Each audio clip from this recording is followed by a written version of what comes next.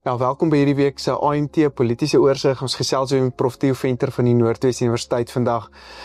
Prof, kom ons begin sommer dalk met back and close. Ja. Ons weet dit was nou baie in die nuus gewees die afgelope week met Karanse se probleme wat hulle gehad het. Wat kom van 'n beleidsoogpunt af? Wat het Prof gesien met die minister wat nou dalk so 'n bietjie bewegings gemaak het op daai front? Een van die groot risiko's in landbou, weet ons, is biosekuriteit. Dis nie alleen die feit dat Onderste Poort nie doen wat hy moet doen nie, en John Steenhuisen het vroeg in sy termyn al daarna verwys dat Onderste Poort sal sy werk beter moet doen, en ons back and claw uitbrake in die afgelope week het Nick Serfontein 'n baie sterk uitlating gemaak deur te sê die regering faal die beesboer. Die feit dat biosekuriteit, wat as een van die groot risikofaktore aangedui word, nie behoorlik bestuur word nie. Nou ek kan onthou as 'n kind, en dis al baie, baie lank terug, dat die rooi lyn, waaroor jy nie mag beweeg het nie, is, hy's gepatrolleer, hy was in stand gehou. Nou, back and claw in sekere dele van die land is endemies, en in ander dele van die land wil ons dit graag skoon hou. Ek is ook 'n jagter, so ek weet dat iets soos 'n buffel en back and claw loop soos Kitty en Klip, en daarom is 'n skoon buffel wat geteel is sonder dat hy 'n back and claw het, is aansienlik meer werd as die buffels wat natuurlik 'n draer is daarvan. En John Steenhuisen het nou in hierdie week, nou dat back and claw uitgebreek het op 'n hele paar plekke, ons maak hierdie opname van Potchefstroom van 'n jaar of 2 terug, het ons natuurlik hier 'n soortgelyke uitbraak gehad, wat ons nou al weet, dat beeste is op 'n veiling verkoop, wat uit 'n area gekom het, wat besmet was met back and claw, op 'n veiling verkoop, en toe versprei in die Vrystaat, in dele van Gauteng, dele van Noordwes, en dan moet hulle almal onder kwarantyne geplaas word. So, ek dink wat ons nou gehoor het, die laaste paar dae, en veral vanoggend, Vrydagoggend, dat John Steenhuisen die aankondiging gemaak het, dat hy nou kabinet toe gaan, met 'n stel voorstelle, vir 'n beter bestuur van back and claw, en 'n toepassing van beleid. Die punt is net, nie net alleen met back and claw nie, maar ook met voëlgriep en 'n paar van die ander probleme. Ja, die hoenderbedryf word net so erg geraak deur die storie. Die probleme is, as jy na die wetgewing kyk, en jy praat met die veeartse en die staatsveeartse, dan is die basiese reëls in plek. Wat is die toepassing? Dis die afdwinging van daai reëls, dink ek wat die grootste probleem is. En ons het areas in die land, en ek dink spesifiek aan KwaZulu-Natal, en ek dink spesifiek aan die areas wat naby aan Mosambik en Zimbabwe en selfs Botswana lê, Ja. waar die beheer oor back and claw nie goed is nie. En ons gaan, wat dit aanbetref, deel van grensbeskerming, wat ook 'n beleidspunt is wat die regering nou meer aandag gaan gee. Want in die laaste week het dit bekend geword dat die regering na wetgewing kyk om die hoeveelheid buitelanders wat in 'n organisasie in diens geneem kan word te beperk. Nou baie mense gaan dink dit is 'n xenofobiese soort aksie, soos wat Donald Trump nou doen.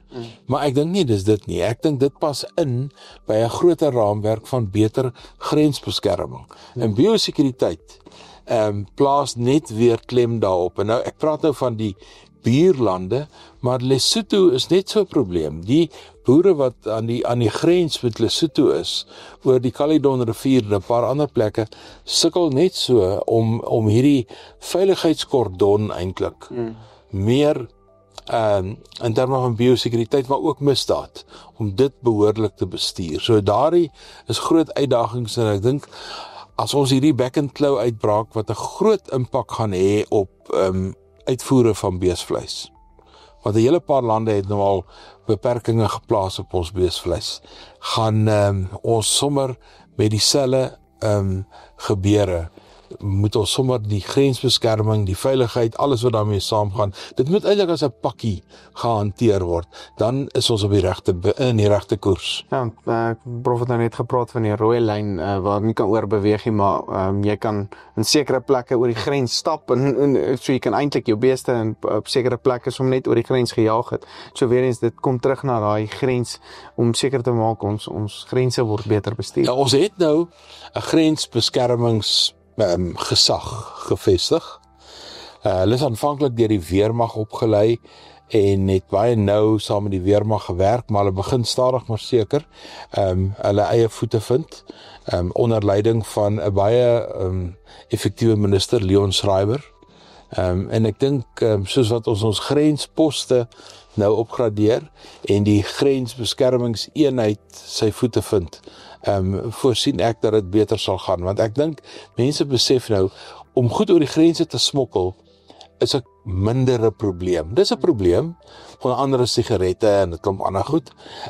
Vir mense om onwettig oor die grens te kom, dis 'n probleem, maar dis 'n mindere probleem. Maar as jy iets soos back and claw kry, wat 'n hele sektor eintlik lam lê, dan weet jy het groot probleme. Ja. Prof, dit genoem, ek wil eintlik so 'n bietjie hoor met die MK-party. Ek weet hulle was ook redelik in die nuus gewees met Zuma en Floyd Shivambu wat afgedank is. Dit voel vir my, daar's nie noodwendig beheer daar nie. Hulle het nie noodwendig 'n impak nie. Hulle is een van ons grootste oppositiepartye. Ja, 14% van die parlement, 46% in KwaZulu-Natal. Waarskynlik die grootste uitdaging vir die ANC. EFF is nie regtig 'n uitdaging vir die ANC nie, alhoewel ons nou baie van die EFF gehoor het na die besoek met Donald Trump en die video's wat gespeel het en so aan. MK se grootste probleem is organisatoriese konsolidasie. MK het baie vinnig tot stand gekom. Sommige oornag. Ons het nog gewonder oor die registrasie van MK en die volgende oomblik toe sit 'n party en hulle doen uitstekend in die verkiesing. Maar die MK-party het nog nooit 'n kongres gehou nie. So hy het 'n leier, Jacob Zuma. Hy het 'n paar van Jacob Zuma se kinders wat 'n dominante rol speel in die party en dan nomineer hy mense in verskillende poste. Nou hy het Floyd Shivambu gaan haal uit die EFF uit, wat eintlik Julius Malema se nommer 2 was. Hy het hom die sekretaris-generaal gemaak, die 5de een. Vir MK en sy kort bestaan van bietjie meer as 'n jaar. En hierdie week sommer uit die bloute uit gefire. So nou maak hy hom 'n parlementslid. Nou dink jy nou self Floyd Shivambu se posisie in. Hy was nommer 2 van MK, 'n groterige party. Nou word hy 'n agterbanker in die parlement. Ek kan my net indink dat die EFF gaan hom baie moeilikheid gee in die parlement. Die DA gaan hom moeilikheid gee. Die ANC gaan hom moeilikheid gee. Ek wonder, as ek Floyd Shivambu is, of ek parlement toe sal gaan, behalwe miskien as hy 'n salaris nodig het en hy is afhanklik van daai geld, want dieselfde Floyd Shivambu was saam met Malema natuurlik ook betrokke by die FBS-skandaal. Ja. So hy het 'n albatros wat om sy nek hang. Dit lyk asof Jacob Zuma hom nou vervang met Mfeka. En nou Mfeka is 'n baie getroue luitenant van Jacob Zuma en hy verteenwoordig meer die tradisionele leierskap. Maar nog steeds het MK nog nie 'n kongres gehou nie. Hulle het nog nie 'n konferensie gehou nie of wat jy dit ook al wil noem. Daar's geen amptenaar of posisie wat verkose is by die MK. Dit laat my dink amper aan 'n diktatorskap amper, of laat hy nou die koning is, op tipe. Dit is presies die probleem. Jacob Zuma is die leier en hy stel aan en hy fire wie hy wil. So daar gaan nooit 'n stabiliteit kom in die party, want jy is jou posisie nie seker, want jou posisie hang af van die leier. En 'n politieke party het 'n behoefte aan 'n interne demokrasie. Ons weet in die DA is daar sekere opvolging, ons weet in die ANC is daar's 'n top 7, daar's 'n NEC en al hierdie soort van goed. Selfs in Action SA is daar 'n sekere soort van 'n struktuur. En dis die groot probleem wat MK het. En voor MK dit nie uitgesorteer het nie, gaan MK nie die mas opkom nie. En onthou nou, ons het binne, kom ons werk nog gou uit, ons is in Junie maand, volgende jaar November, het ons 'n verkiesing. Dis minder as 'n jaar en 'n half het ons 'n verkiesing. Die MK sal hulle organisatoriese struktuur in plek moet kry. Voor kan hulle dalk baie steun verloor.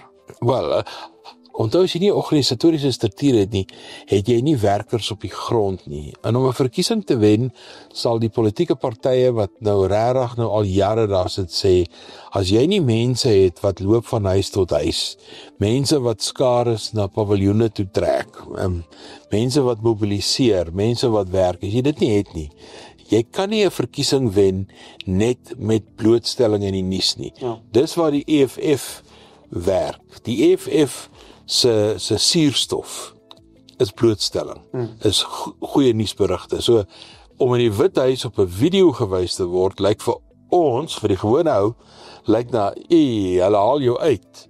Vir die EFF was dit wonderlike bemarking. Ja. Mens moet hieroor geen onduidelikheid. Enige bemarking is goeie bemarking. Ja, absoluut. Sjoe, nee, maar waantoe sal daai as die MK nou steun verloor, waantoe sal dit skuif? Waarskynlik terug na die ANC toe. Want hulle grootste steun het hulle maar weggerokkel van die ANC af in KwaZulu-Natal, want hulle grootste steun lê, as jy nou na die landkaart sou kyk, sou dit wees KwaZulu-Natal, en dan beweeg dit so op oor die N3 tot in Soweto, en so bietjie terug na Mpumalanga toe. Dis waar hulle steun lê. En in plaaslike regeringsverkiesings doen hulle nie te sleg in daai streek nie. Maar selfs in Mpumalanga is daar 'n stryd aan die gang. Dis in wie's eintlik in beheer? Is dit die vorige openbare beskermer, Makobane, of is dit daar opponent? Selfs daar word daar beklei. So jy het in 'n party verkiesings nodig, sodat daar 'n duidelike leier is, 'n streeksleier, of 'n regionale leier, of 'n provinsiale leier, en dan 'n struktuur van wie is aan die hoof, en dit moet gebeur in die MK as hulle eers wil kom.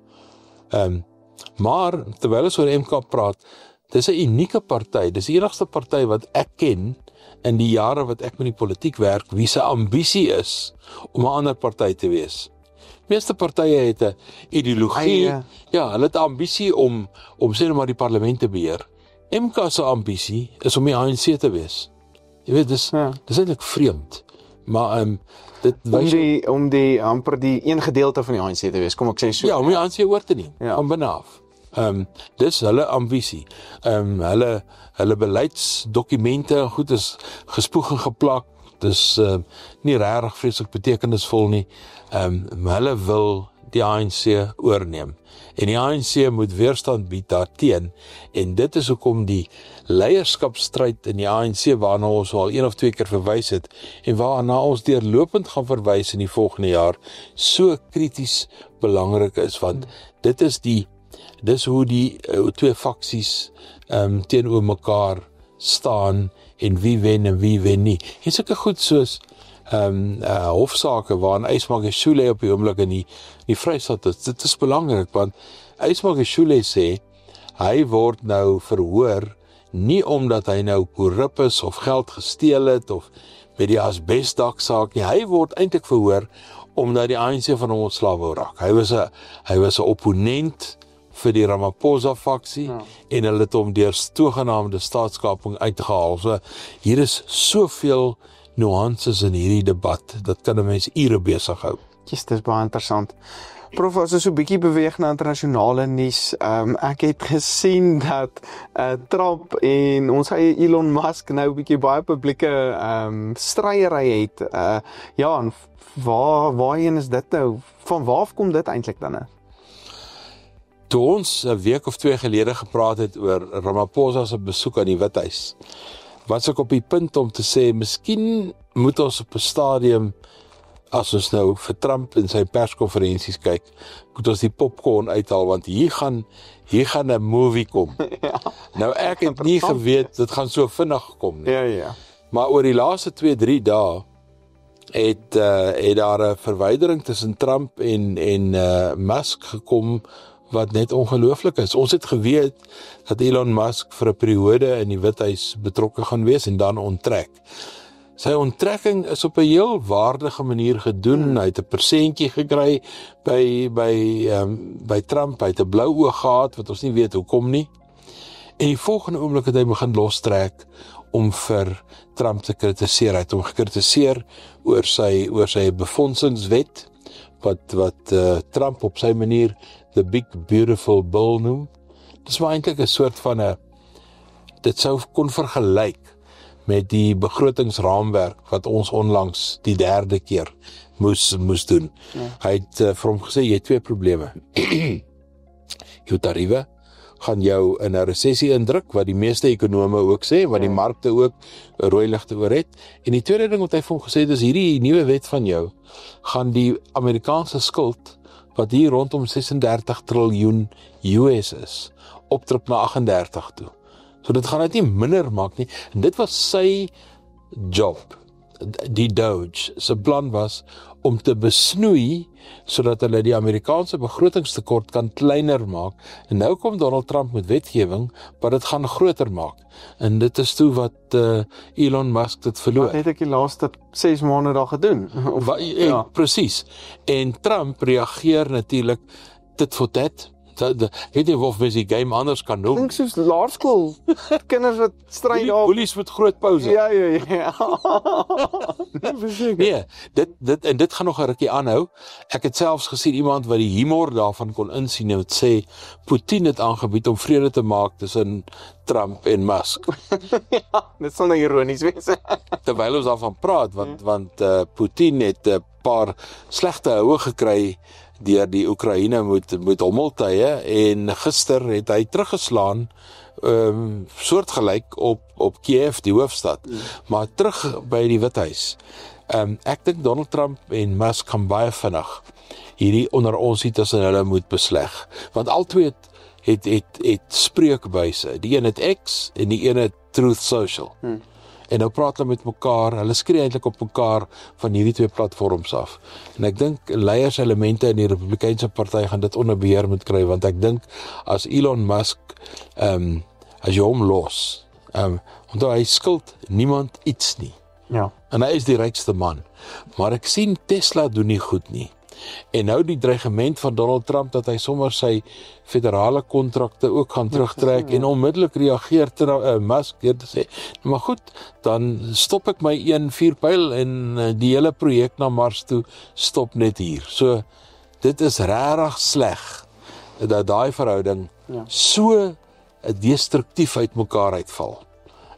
So ek dink Trump sal dit vinnig moet regkry. Selfs in die perskonferensie gisterand met die Duitse kanselier, waar Trump en hy het goeie goed gepraat oor die veiligheidsbedryf in Europa en die Amerikaanse bydrae. Natuurlik het die Duitse kanselier hom herinner dat vandag terwyl ek en jy praat, in 1944 was D-dag.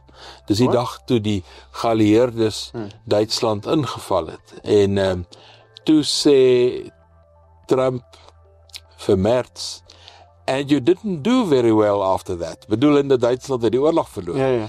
Toe antwoord Merz om daarom deur te sê, ja, it liberated us from Hitler. So hy kon dan mooi praat en hy kon reg praat. Maar weer eens 'n voorbeeld wat ons ook met Ramaphosa gesien het en met Makani.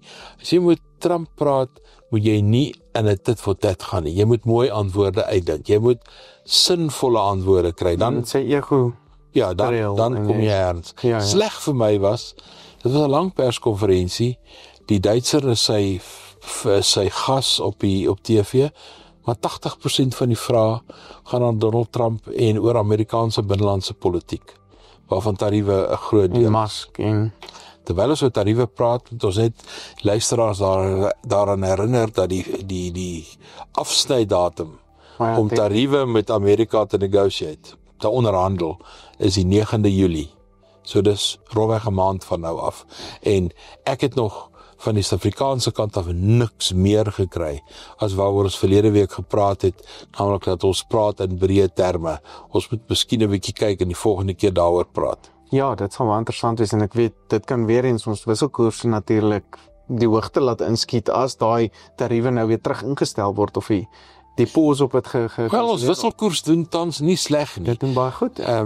Die rand verstewig, dis nie altyd vir almal wat uitvoer die beste ding nie, maar die rand, en ek dink die rand verstewig veral teen die agtergrond van die verswakking van die dollar met al hierdie tariewe en natuurlik die rentekoersdaling, klein rentekoersdaling. Volgens wat ek verstaan, is dit die eerste van 2 wat ons hierdie jaar sal kry in die Suid-Afrikaanse ekonomie. Ja, ek dink dit hang maar af van wat met inflasie verder gebeur en wat nou met wisselkoerse en al daai tipe goed. So dit kan 'n baie interessante beweging wees. Laaste vinnige vraagie, prof, ek het gesien daar's 'n bietjie onder ons hier in Nederland in terme van hulle RNE kan ek amper sê wat ook uitmekaar uitgeval het. Maar ek sien wêreldwyd is hier nou net meer konflik. Ek weet nie, gaan dit meer raak, gaan dit minder raak? Ek dink ons is meer sensitief nou as Suid-Afrikaners oor hoe broos 'n koalisieregering eintlik is. Ons moet nou 'n regering van nasionale eenheid, maar dis 'n koalisieregering net met 'n ander naam. In Nederland het 'n regse party eintlik die meeste stemme in die verkiesing behaal. Hulle het 'n koalisie saamgestel en dit het uitmekaar geval. Maar hier is die groot verskil tussen Nederland en Suid-Afrika. In Nederland of in Italië val die koalisie uitmekaar uit, met ander woorde dan moet 'n nuwe regering saamgestel word, maar die administrasie gaan onverpoost voort.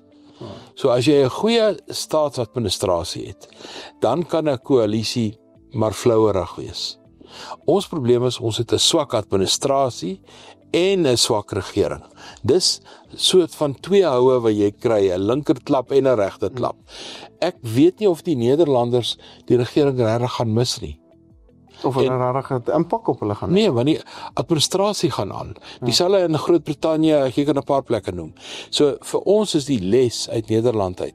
Ons moet ons staatsadministrasie op 'n beter vlak kry. Ons moet ons staatsamptenare meer professioneel kry en daarvoor moet 'n mens kyk na wetgewing en miskien moet ons nog 'n punt wat ons bietjie in moet gaan krap is die rol van swart ekonomiese bemagtiging en waar gaan ons heen met hierdie hele storie oor rasgedrewe wetgewing en hoe negatief dit inwerk op die ekonomie. In Nederland, die antwoord, sterk administrasie maak hoe die regering lyk nie regtig baie saak. Ja. Baie dankie prof en ek hoop regtig ons kan 'n bietjie meer sekerheid kry soos ons nou vorentoe gaan, want dit natuurlik dit is net vir ons positief en kan net vir ons positiewe investering in Suid-Afrika aanbring. Baie dankie vir prof se tyd. Altyd my hoogtepunt van die week om met prof te gesels en dan gesels ons volgende week weer. My plesier.